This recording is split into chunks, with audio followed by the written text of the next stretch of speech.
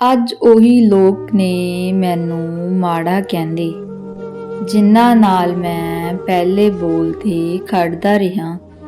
ਅੱਧੀ ਰਾਤ ਵੀ ਨਾਲ ਤੁਰਿਆ ਜਿਨ੍ਹਾਂ ਨਾਲ, ਤੇ ਜਿਨ੍ਹਾਂ ਕਰਕੇ ਲੋਕਾਂ ਨਾਲ ਲੜਦਾ ਰਿਹਾ।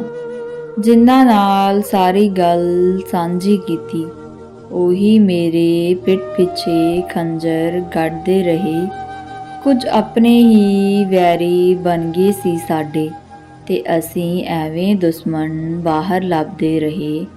ਦੁਨੀਆ ਭਰੀ ਆ ਦੋਗਲੇ ਲੋਕਾਂ ਨਾਲ, ਜਿਹੜੇ ਹਰੇਕ ਦੇ ਨਾਲ ਬਹਿੰਦੇ ਨੇ।